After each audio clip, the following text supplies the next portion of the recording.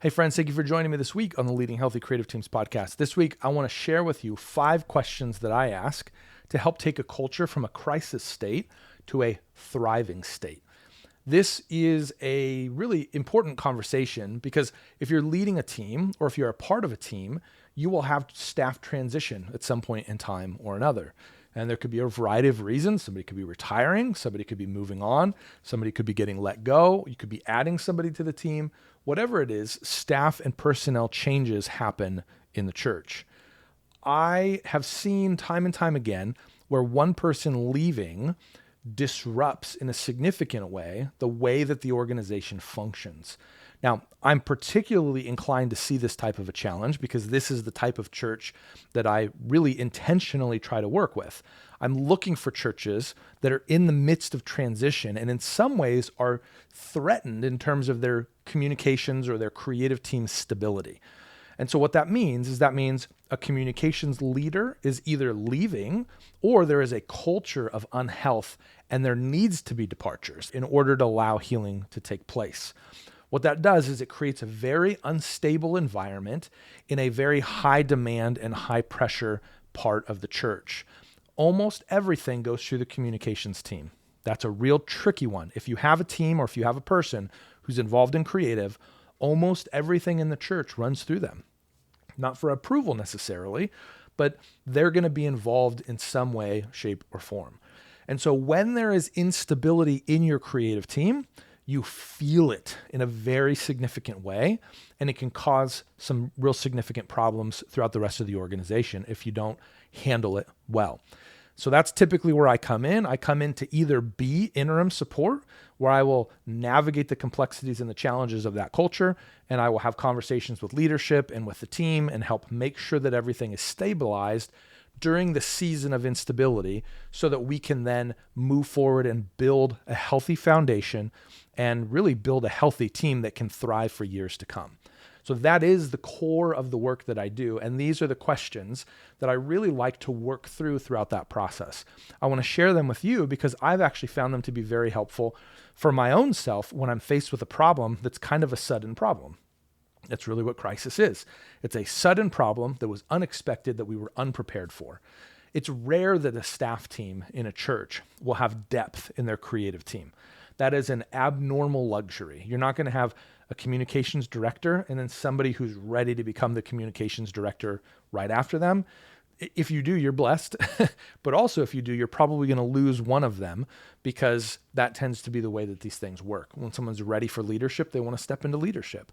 So there's my preface to these questions. It's going to help you navigate crisis.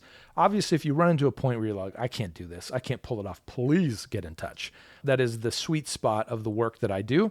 It is helping teams navigate that space. Here's the first question that is critical as a first step. Once somebody comes into your office and says, hey, I'm leaving, I've accepted another job, or once you find out this person's leaving your team, whatever it is, this is the first step. You need to ask yourself the question, what do we do? And I don't mean sitting there saying, oh no, what do we do? I mean like literally, what do you do? So let's say the communications director is leaving. I'm going to use communications as an example just because that's my background. So the comm leader is leaving the team. What do we do? Well, we do a weekly email. We have a website. We have an app. We send out text notifications. We do a lot of stuff on social media. We promote every series. We support most of the graphics for every department and every promotional piece that they need. That's what I mean when I say, what do we do? So what your job is, if the person is still on staff that's leaving, fantastic. Bring them in the room and say, hey, tell me what we do. Tell me all the things and list everything down. That's all you're trying to do here.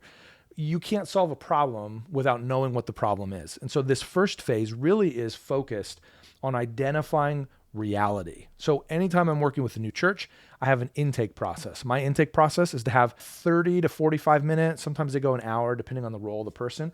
But I have this intake conversation and I have this huge list of questions that I go through. My job in that conversation, I have that conversation with every person involved in the comm team. So if they have a designer, a video person, a social media manager, an administrative assistant, I have conversations with all of them because I need to understand reality. And so that's what we're doing here. We're understanding reality. You want to get a full list of all of the things that this person's job impacts. That's where you have to start. Until you define it, you can't manage it. It's just not possible. So that's where we start. Don't make any judgments yet. This is our tendency. And I think part of why crisis is so overwhelming for people is because we struggle to get information and just get information. We want to get information and then process it. We want to get information and come to a conclusion. We want to get information, make a decision. We can't do that. We just have to gather information first. So that is the sole purpose of this first question. What do we do? The second question that we need to answer is what needs to continue? So now that you have this huge list of all of the things that you do as a department, now you can begin asking the question, what needs to continue?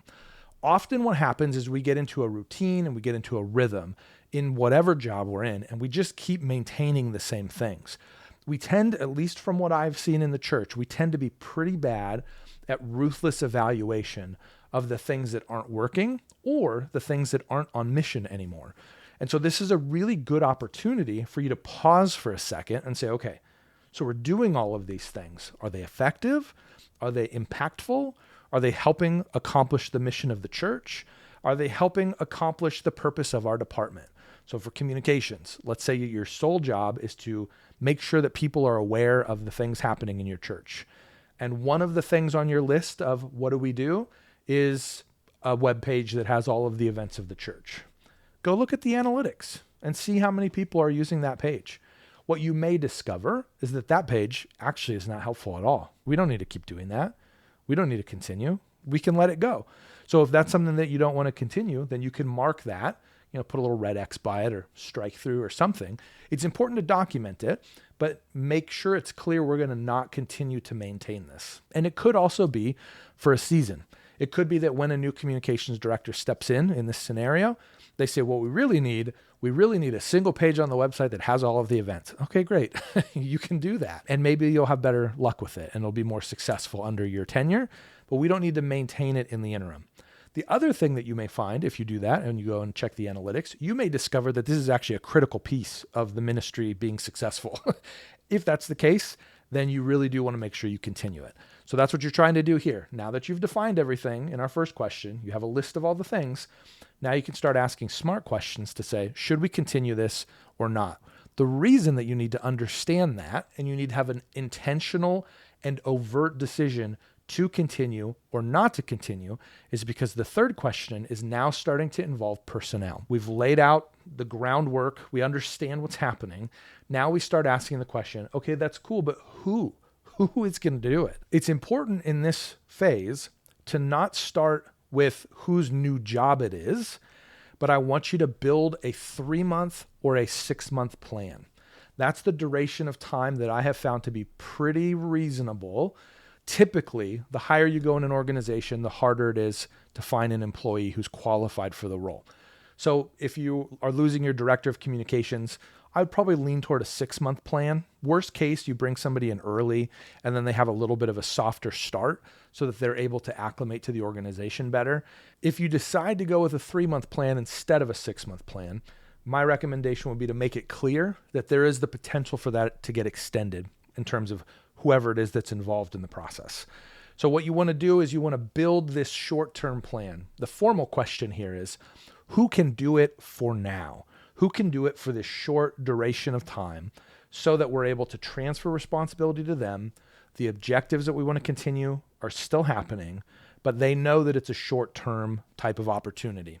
This can also work if you're going to be elevating someone into the role. There have been seasons of time where we've had interim leaders from within our team. Sometimes we've viewed it as a stretch assignment where we've said, we think that you have the capacity to lead. We're going to elevate you for a season, and then we'll have you go back down to the role that you're in, and this will be an opportunity for you to be exposed to different conversations, meet with different types of people, solve different types of problems. And it'll really be a good experiment to see if this is something that you either like, but also if you're capable of. And so when you do this for a short period of time, because of an opening, it makes it very clear that this is not intended to be a permanent thing. Sometimes you do that just out of necessity, and that's fine too. I can't emphasize enough though, make sure that you are stressing the short-term temporary nature of these types of solutions. Something that you'll encounter in this phase, you will absolutely run out of people for the jobs that are on the board. That's why this is important to list out. Once you have done that, now you need to start asking a different question. Where can we slot in volunteers? And where can we slot in external paid people to help? So in some cases, for some churches, they have the financial means where they can take the existing salary of the person who's not there, they can hire it out. I'll switch over to a productions example here because that's a real easy one. We need somebody to run cameras on a weekend, or we need somebody to run the board. Whatever those different tasks are, great. You can hire all of those different responsibilities out, and you can say, we're going to do it for 3 months. So financially, you know the burden. You can list all the responsibilities, and then you can find the people. From a comm perspective, this tends to work best with things like freelancing. We have 7 design projects coming. Great. Let's find designers and let's do it. Let's work with one of these, do all the things that you want done in a month kind of programs.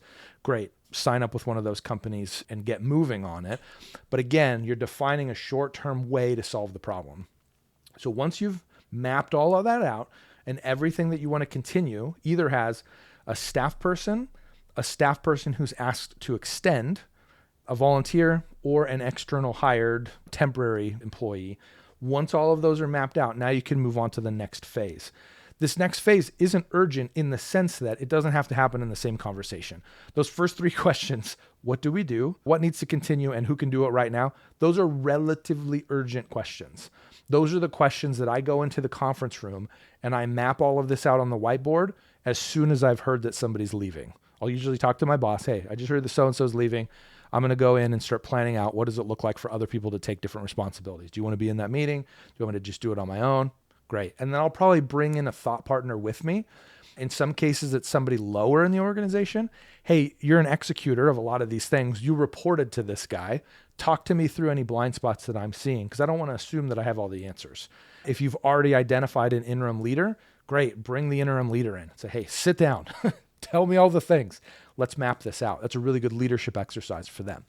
So those 3 things have to happen very quickly so that you can get back to stability as quickly as possible. Instability is really the hardest thing. A good mission, a bad mission, a good idea, a bad idea, a good program, a bad program. None of those have the same level of negative impact that a lack of clarity or instability has on your team. So if you can get to stability, even if it feels like, this is kind of a weird solution, as long as it's stable, you're going to be in good shape and you're going to be protecting the rest of the people that are on the team. Once that is working and has been defined, now you can start asking the longer term questions. Who can do this for the long term is now the question. I actually like to have this question asked once in the very beginning. So I've built out a plan and I have all my temporary problems solved. And then I say, okay, well, what do I think is going to happen here? Do I think so-and-so is going to be a capable leader? Can they be the next leader of the team? I don't know. Maybe. Let's see. And then I put it in, just sort of slot it in, write it in pencil, however you want to do it, or write version 1, version 2, but map out how you think that you guys will solve these problems over the long haul. And then about 2 months in, if you're doing a 3-month plan, or about 4.5 months in, if you're doing a 6-month plan, now begin evaluating. Okay, what's working, what's not working? One thing that's true about doing church today is things change a lot very quickly. And so one of the things that's really important for you to pay attention to is that you may assume that you need to go back to a paradigm that you had. But I'm here to tell you, you actually may not need to go back to a paradigm that you had. I'll give you an example. When I started in communications, we had a communications manager and we had 2 graphic designers and we had a part-time video person. That was the structure of our team to lead communications at a pretty large church. Today, I would argue that you should have a communications manager, to use the same terminology. You should have a full-time video person. I might even argue that you should have 2 full-time video people and 1 designer. Or, even better, you ready for this one? A communications manager, a video person, and a budget line to outsource everything else. I actually recommend to churches often that they don't even hire a creative executor on their team. There's a lot of reasons for that. One in particular is that there's just a lot of really good options out there today from a freelancing perspective. You could work with a company that does the unlimited design every month kind of thing. You can partner with a really exceptional graphic designer and you'll pay more per hour, but you'll get incredible work from them. Work that you couldn't afford to hire on your team. So you can actually elevate your game in terms of visual communication by having the strategist in-house and then outsourcing the execution and creative horsepower. That's wildly unconventional relative to where I started, but I'm actually seeing it work exceptionally well at a variety of churches. So part of the value of having this interim solution is that when you get to the long-term solution, you may actually look around and say, well, hold on a second here. This team that we've pieced together, this is actually working exceptionally well. And it gives us flexibility in these ways. This is really working for us. This is why I'm an advocate for the 6-month window, because it actually gives you more time to assess if your paradigm needs to change. Don't be quick to replicate what you've already done. That's not a wise practice specifically in these creative endeavors. So much changes so quickly. So every time somebody would leave our team, we would ask the question, is this an invitation for us to completely blow up the structure of what we're doing? Not in the sense that we were then going to start letting go of employees, but in the sense that maybe we need to reposition what we're doing to take advantage of a new opportunity to meet new needs that didn't exist 5 years prior. When I started doing design work, we had a video person and video was clunky and only played in the auditorium. And then all of a sudden, people got these phones with screens. And now the demands on video shot through the roof. So you actually are probably going to do more video work posted on socials than you are design work. So that changes the nature of what you need. So that means you need a motion graphics person or you need a video person more than you need a designer, potentially. So that's why that season is really important. And this will be revealed as you ask the question about the long-term solutions, the way that you want to solve the long-term problem. And then the last question here, that's a really important question to take you out of sustaining and maintaining existence and to move you into thriving. That question is, how do we get more people to do it? Ultimately, your church is going to solve this differently from the church down the street. Some churches are going to say, we want to use our staffing dollars better, and we want to staff in these key areas and have some fractional roles, some part-time roles, rather than a full-time person. Other churches are going to say, we got to really lean into volunteers and we need to focus on developing them. Either plan is great, however it is that your church decides to solve that problem. But I will say, focus on solving this problem. What you're trying to do here is you're trying to create a development pipeline within your organization. If you decide to go the route of volunteerism, great, bring people in and put them in the lowest impact environment to start. I've seen churches that have sound people work in student ministries. I've seen them come to rehearsals midweek and begin learning and practicing there. Start them at the smallest campus, and then grow, develop, evaluate, and then have them begin working their way up the chain. At some point, they're going to be capable of doing sound in the largest venue that you have, but only if you're intentional about building a roadmap in terms of what it looks like. So you want to identify the starting point, you want to identify what evaluation and measuring looks like, and you want to identify the next step. Where do they go from here? How do you put somebody on a developmental journey to help them begin to learn more and more things? If it's a staff member or even fractional staff, you're going to want to do a similar thing. What are the values that we have for our email newsletter? How are we going to handle that? How do we structure it? What are the priorities? What are our goals? Those are the types of things that you need to define so that you can put somebody on that project, but also give them the parameters that help them understand what success looks like. So as you do that, you're going to be developing this pipeline that lets more people get involved in the problem that you're trying to solve or the task that you need to get done. These 5 questions are really critical toward stabilizing the ship. That's really like 1 through 3. Question 4 is really focused on like, okay, good. Now what's like a pretty long-term kind of mindset here? And then the 5th question really is about how do we build systems that just take us to the next level? So the next time you find yourself in a crisis, maybe somebody comes into your office and quits, look at these questions, find these questions, ask them, and begin working through the process of navigating. What do we do now? How do we go from here? Stabilize yourself, figure out a longer term plan, and then start building a system. When you do this well, the next time someone quits, it won't be a crisis.